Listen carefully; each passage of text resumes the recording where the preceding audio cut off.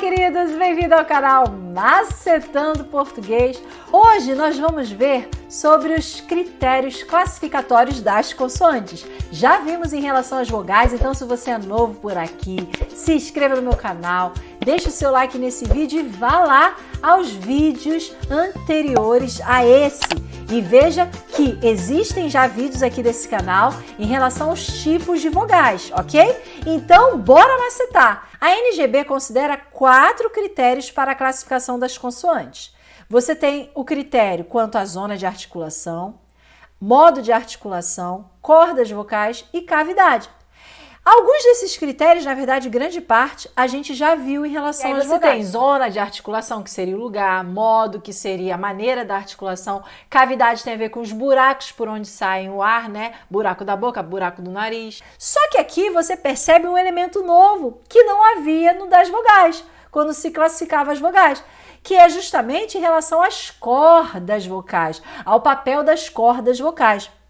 E por que elas estão aqui e não estão no das vogais? Uma outra pergunta também é que talvez você sinta falta aqui da intensidade do timbre que havia lá na classificação das vogais. Por que intensidade e timbre não estão aqui? Para isso, você tem que se lembrar que as vogais são o quê? Fonemas cuja corrente de ar passa livremente pela boca. Justamente por isso, elas são a base da sílaba. Pela corrente de ar passar livremente pela boca que você vai observar essa tensão. Uma tensão mais forte, uma tensão menos forte, exercida na articulação das vogais. É por isso que você tem vogal tônica, vogal átona.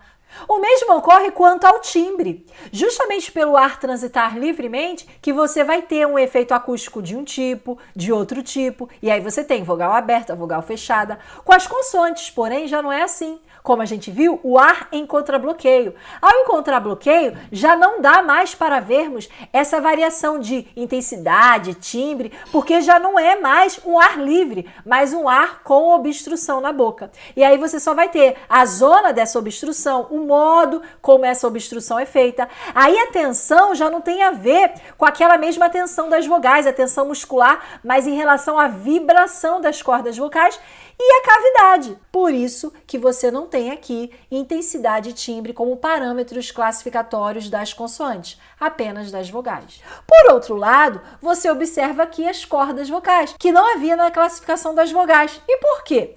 Porque justamente agora aqui já seria o oposto. Em relação às vogais, você vê o mesmo tipo de comportamento. As cordas vocais exercem um papel, claro, porém é a mesma coisa, não varia. Dentre as orais e nasais, você tem o mesmo tipo de vibração, justamente por isso que você não tem o parâmetro cordas vocais para as vogais.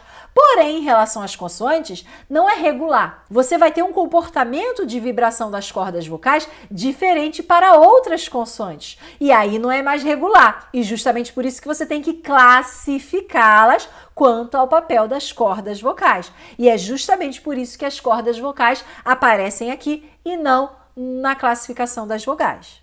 Agora que você conhece os parâmetros classificatórios das consoantes quanto à NGB, isso já te ajuda a resolver essa questão de 2019 pela banca IBAD para arquiteto, ou seja, de nível superior.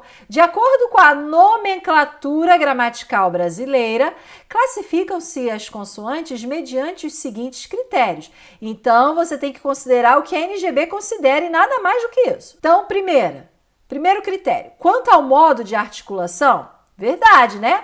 O modo, a gente viu que é um dos parâmetros que classifica as consoantes. Quanto à zona de articulação, perfeito, verdade. Quanto ao papel das cordas vocais, sim, exatamente.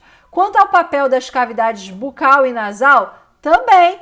Quanto à multiplicidade sensorial ativada pelo cérebro, não, né? Esse tipo de aprofundamento a NGB não considera. Então, nós só temos aqui como verdadeiras as afirmativas de 1 a 4. Por isso que o gabarito é a letra D. Agora, olha essa questão que caiu em 2020, mais recente. Agora de uma outra banca, Avança São Paulo, para professor de língua portuguesa. A mesma questão, olha só, concernente à classificação das consoantes, analise os critérios abaixo. 1. Quanto ao modo de articulação, certo, né? Quanto à zona de articulação, certíssimo. E quanto ao papel das cordas vocais, certo? Então, esses são alguns dos parâmetros, só faltou aqui falar da cavidade, mas não deixa de estar correto, porque aqui está querendo os critérios de classificação e todos esses fazem parte dos critérios. Veja como que, embora seja uma banca diferente, você percebe que as bancas se imitam, né? Em diversos aspectos, como aqui, muito parecido com a questão que a gente acabou de fazer. Então, nesse caso, todas estão corretas, por isso que o gabarito é letra E. E é isso. É só isso. Não se afobe, não é só isso que você vê as bancas de concurso exigindo. Existem bancas que se aprofundam mais do que nos aspectos gerais. E nos próximos vídeos nós vamos ver justamente cada parâmetro classificatório das funções, pegando os aspectos principais que caem em concursos.